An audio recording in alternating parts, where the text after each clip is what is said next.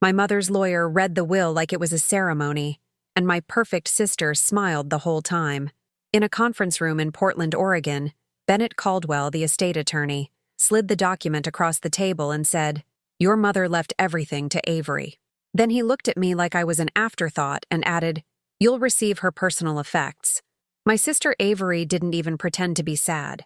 She lifted her chin and let out a soft, satisfied breath, the kind that said, "I told you so." I didn't argue. I didn't beg.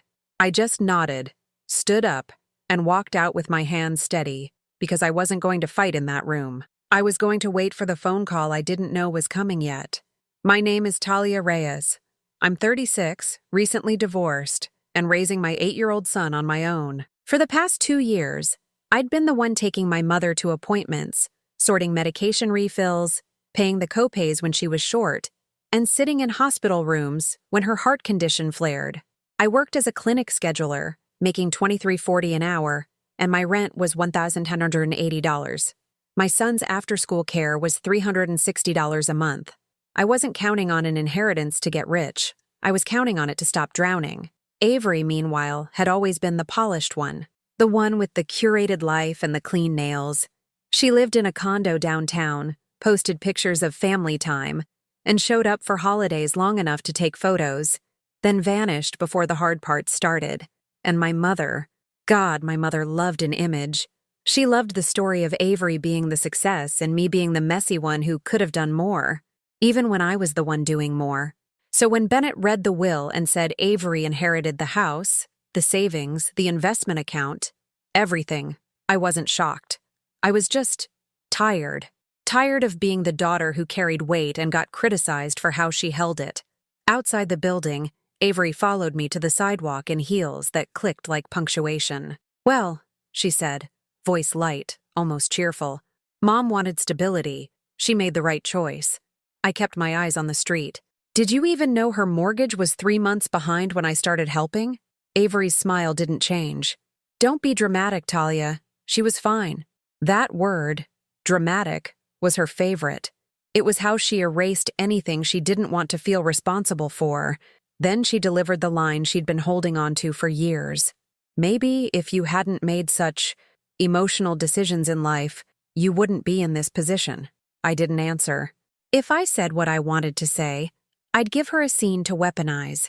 I just got into my car and sat there with my hands on the steering wheel, breathing through the tightness in my chest.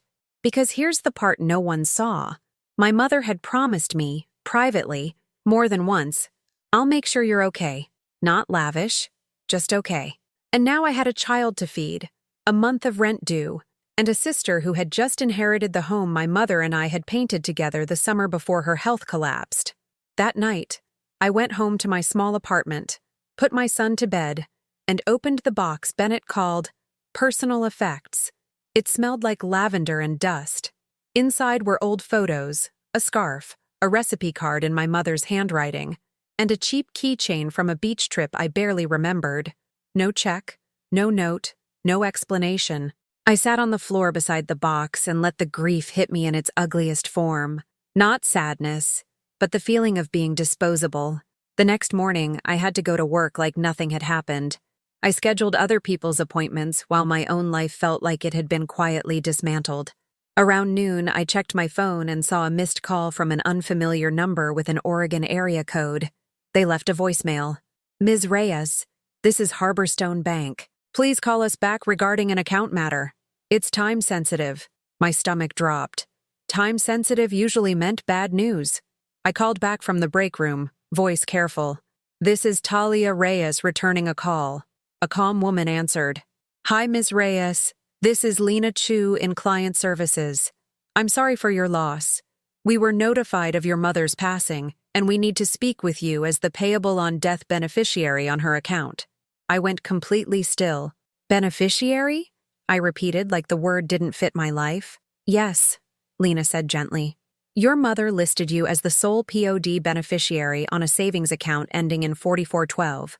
We can schedule an appointment to release funds with a death certificate." My throat tightened. "How much is in the account?" There was a short pause while she confirmed. "As of the date of death, The balance is $286,914.63. I couldn't breathe for a second. That number didn't sound real. It sounded like a door opening in a hallway I'd been trapped in. And, Lena continued, there is also a safe deposit box attached to that relationship. You are the authorized deputy. We need you to come in to inventory it. My hand shook around my phone. My sister, Avery. She was named in the will. Lena's tone stayed professional. The will is handled through probate. This account is outside probate due to the beneficiary designation. Our records indicate it is yours. I thanked her, hung up, and sat there staring at the break room wall while the fluorescent lights hummed. Avery had gotten the showy everything. The house, the car, the public victory. But the bank had called me. That afternoon I left work early, unpaid, and drove to Harborstone with my mother's death certificate and my ID. My hands were cold the whole way.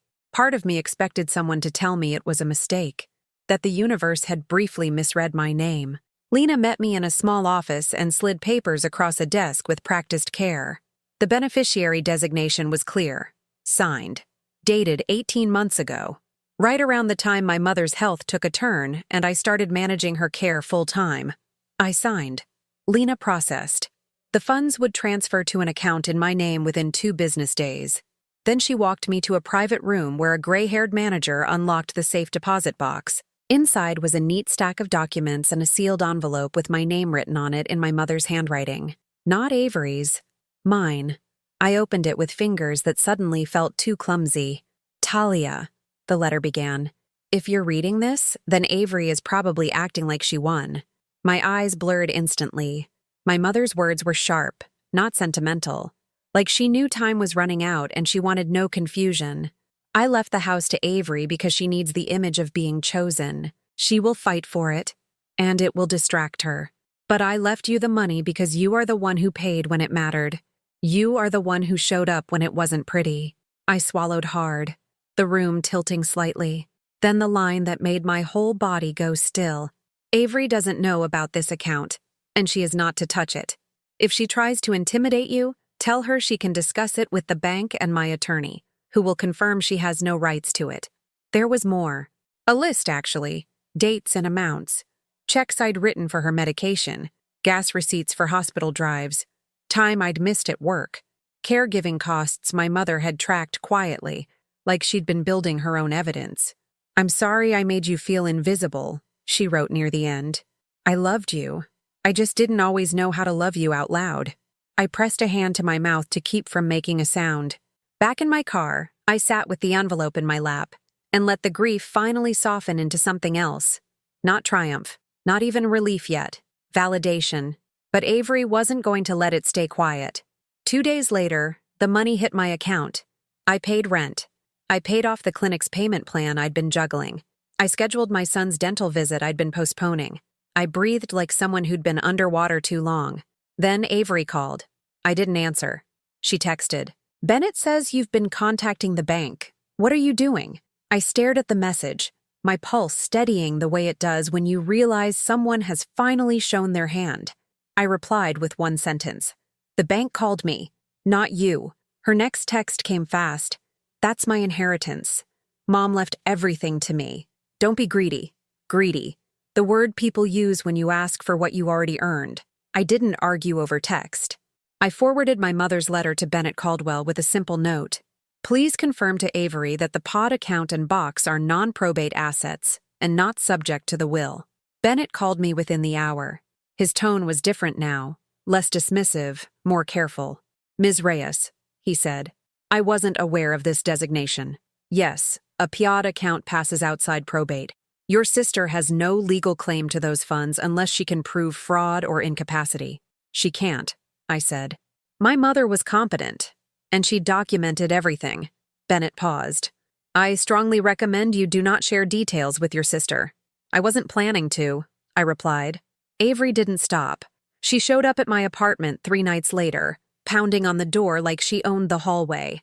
When I didn't open it, she shouted through the wood, You always do this, Talia. You always play victim. My son woke up crying. That's when I opened the door. Not wide, just enough to look her in the eye. Leave, I said quietly.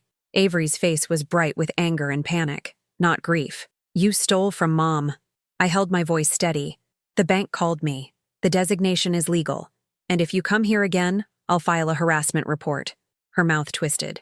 You think you're brave now because you got money? I didn't raise my voice. I think you're scared because you didn't. She froze for half a second, then snapped. I'm contesting it.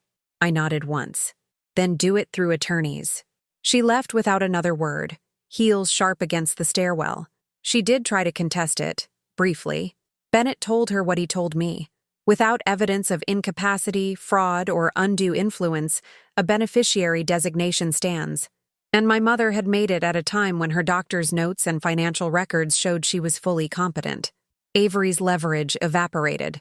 The house still went through probate, and yes, she got it.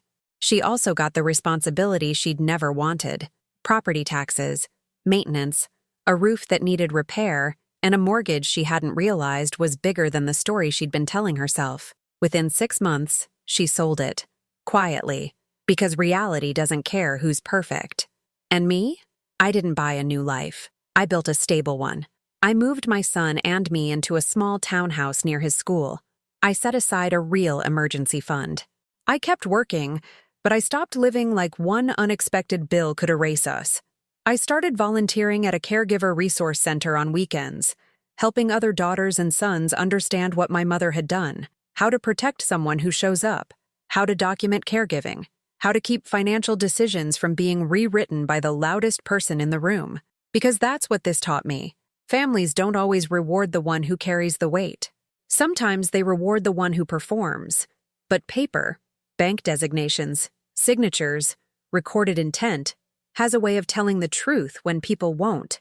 If stories like this matter to you, stories where power is exposed, dignity is defended, and silence doesn't win, make sure you're subscribed to the channel. Every week I share real, emotionally intense workplace justice stories like this one. Stories about people who were underestimated, pushed too far, and finally fought back in ways no one expected. Before you go, I want to ask you something. What did you feel while listening to this story? Have you ever gone through something like this? Or do you know someone who has? Someone whose health, dignity, or livelihood was treated as expendable? Share your thoughts in the comments.